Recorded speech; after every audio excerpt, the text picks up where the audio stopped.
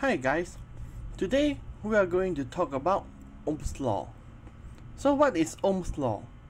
It's basically a relationship between voltage and current discovered by this guy called Georg Simon Ohm. Yep, that's him. So it's time to break it down. When you mention Ohm's law, those who have learned it before might tell you, well, wasn't it the triangle where you write V on top, I on the bottom left, and R on the other side? Admittedly, this is very useful in terms of doing calculation, but wasn't very useful in understanding the meaning of Ohm's law. So let's put it aside for now. So first, what are they? What is voltage and current? We'll start with current first. Current is basically the rate of flow of charge across a point, or in simple sense, can be understood as the amount of electron passing through the wire in certain amount of time. To make it even simpler, you can think of it as the number of particles that pass through the wire in 1 second. Then, where did voltage come in? We know that in science, if we were to move something, we need to apply energy on it. That's exactly what voltage is doing, in simple sense anyway. Voltage, defined as work needed per unit of charge to move a charge between 2 points, can be much more easily understood if you think of it as energy that needed to push those current through. Now we have current, which is basically the particle, the voltage, which is the energy to push it through. What's the connection between the two? Well, it's logical to think that if you want to push more current through, you will need more voltage. And if you just need to put a little bit of current through, you will need less voltage.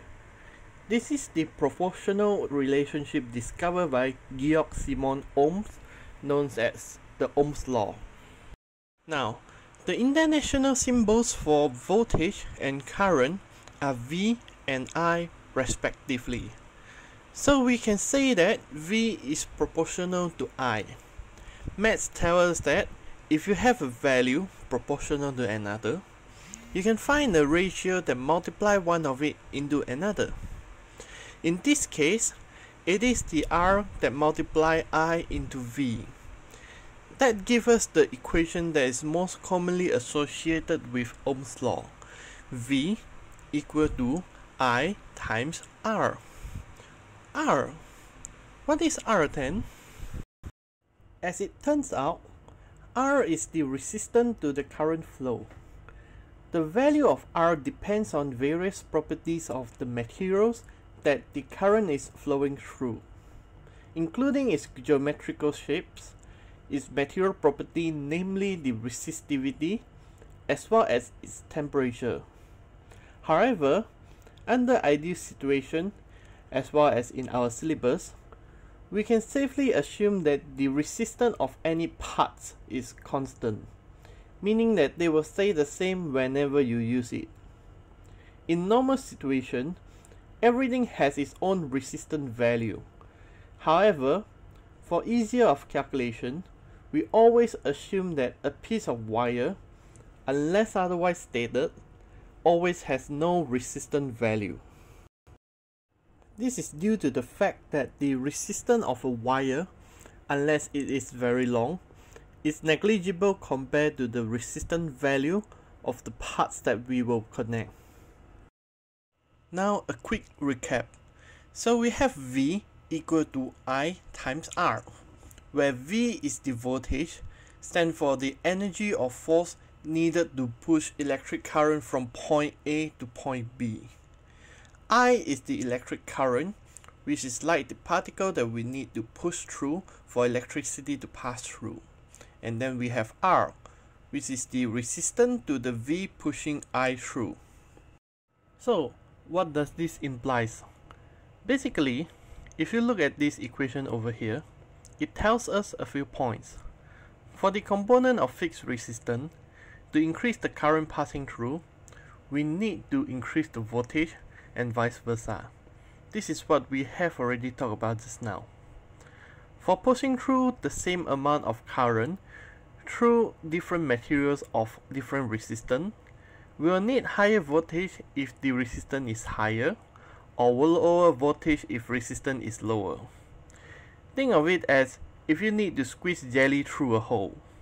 If the hole is bigger, meaning it has lower resistance, you will need to apply less force. But on the other hand, if the hole is smaller, meaning that it has higher resistance, you will need to apply significantly more forces. Now look at the equation again. If we now swap the two sides, then move out to the other side, which will turn it into a divide. Voila! We have another equation in our hand. In this arrangement, we can actually come out with another conclusion.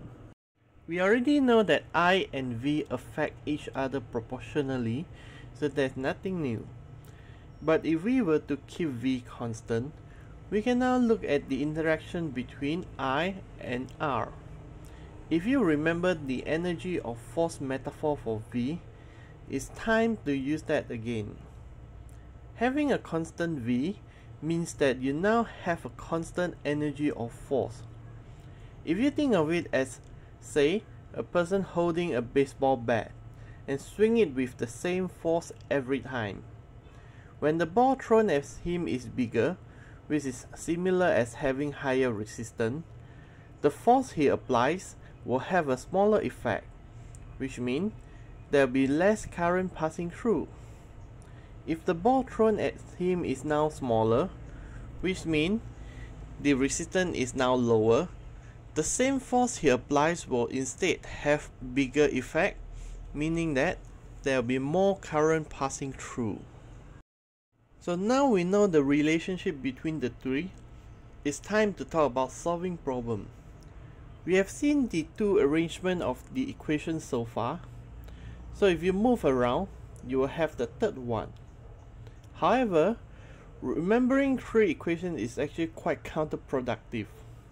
So one way to do it is just remember one form of it and rearrange it every time.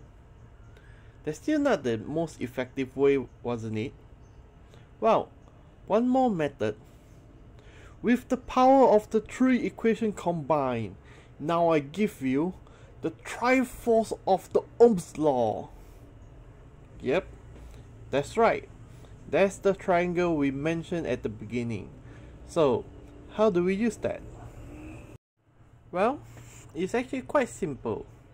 Once you draw the triangle, all you need to do is to cover the quantity that you need to find. Let's say, if you are looking for V, you cover V and get I times R.